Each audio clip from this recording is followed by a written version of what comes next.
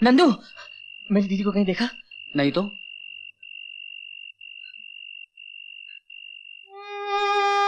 हाँ बेटी, पता नहीं मेरे साले रघुनंदन ने क्या चक्कर चला है कि मेरी बेटी को अपने नन्हे मुन्ने भाई को लेकर घर से निकलना पड़ा। बहुत ही अच्छी बेटी थी, बड़ी प्यारी प्यारी बातें करती थी, तेरी तरह। बेटी तो पराई अमानत होती है, माँ बाप का घर छोड़कर ससुराल चली जाती है। मगर बेटा,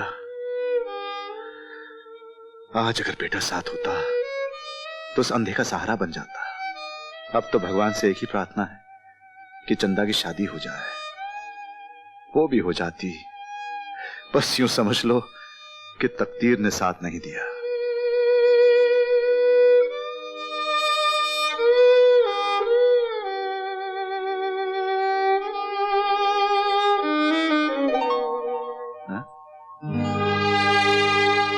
अरे तू रो रही है? पगली कहीं की। लगता है तेरा मेरा पिछले जन्म का रिश्ता है, तभी तो मेरी राम कहानी सुनकर तेरी आंखों में आंसू आ गए।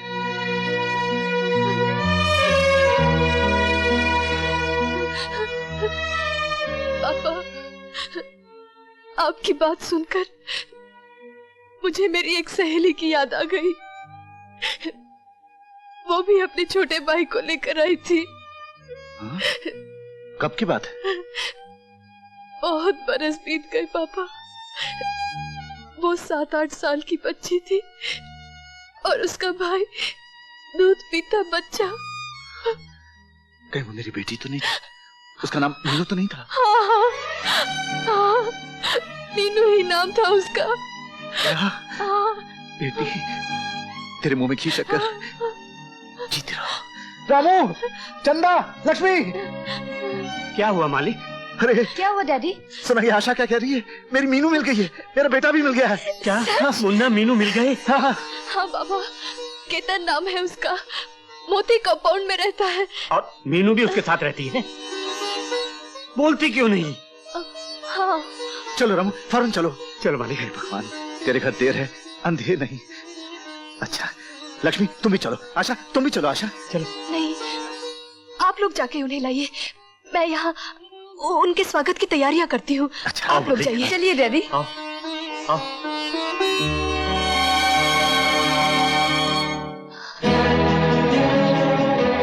तूने झूठ तो बोल दिया, लेकिन जब वो लौटेंगे तो केतन तुम्हें पहचान लेगा। वो तुमसे नफरत करता है आशा। तेरी बदनामी की कहानी सुनकर तेरे पापा के दिल पर क्या बीतेगी। आशा, तुझे मर जाना चाहिए, क्योंकि तू जिंदा रहेगी तो अपनी बहन की शादी में रुकावट बनी रहेगी। इस दुख से तेरा दुखी बाप जीते जी मर जाएगा। अपनों की नजरों से गिरकर जीना मौत से बदतर है आशा। चली जा आशा, मर जा, मर जा, यहां से चली जा आशा। तू चली जा, तू चली जा, तू चली जा।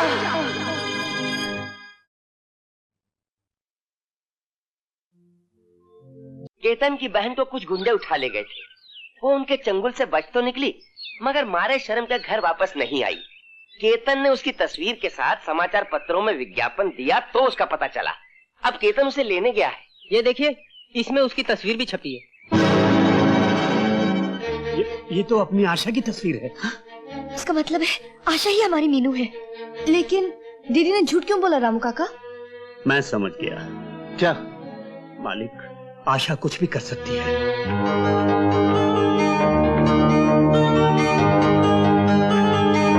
दीदी,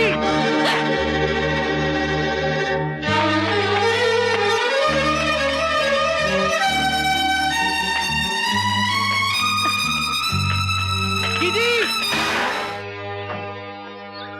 आशा, दीदी, आशा, इसे हॉस्पिटल ले चलो। चलो जल्दी ले चलो।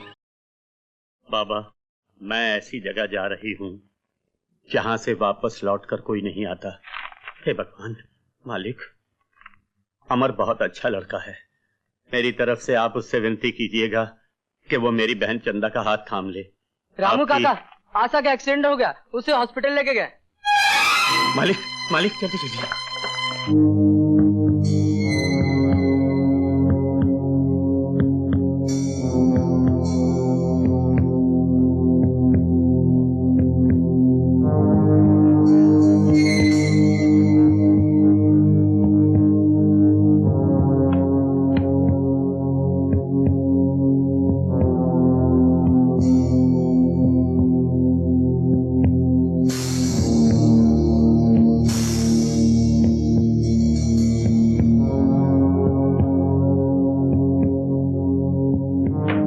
ब्लड कहाँ है?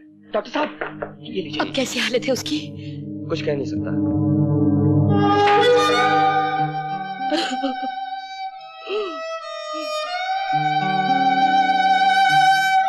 मुझे भगवान पर पूरा भरोसा है बेटे, वो हमारे साथ इतना बड़ा अन्याय नहीं कर सकता। तो मेरी उम्र भी मेरे बच्चे को लगा दे भगवान, मेरी बेटी को अच्छा कर दे।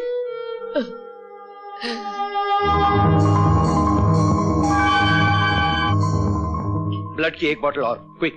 हाँ मैं आप ठहरिए, मैं ले आता हूँ। जल्दी से इस ग्रुप की बोतल दे दीजिए। Just a minute please, fast.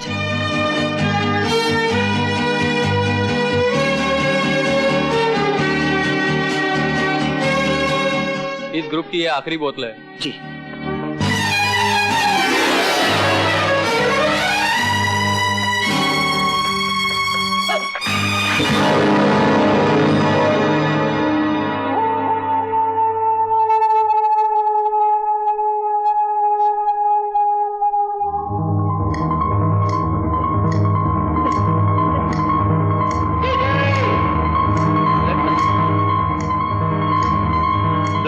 Doctor साहब, वो शीशी मेरे हाथ से गिर के टूट गई और वो आखिरी शीशी थी। ओह माय गॉड, अब क्या होगा? डॉक्टर साहब, मेरी बेटी को बचा लीजिए, कुछ कीजिए डॉक्टर साहब। अब तो भगवान ही कुछ कर सकता है।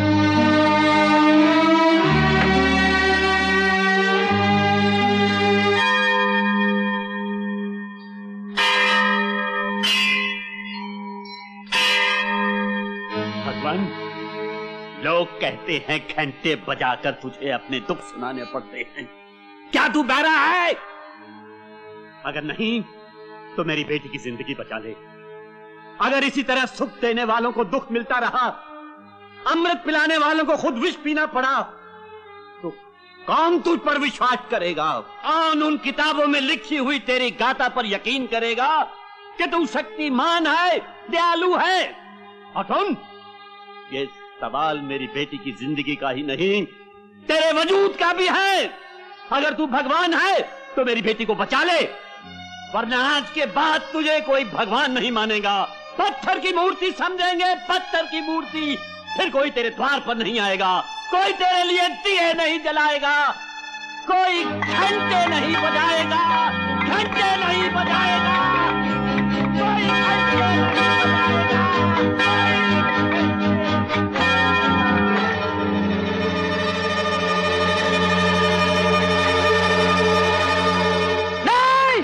ये आपका पेशेंट नहीं है सर। मुबारक हो, चमत्कार हो गया। आपका पेशेंट अब खतरे से बाहर है।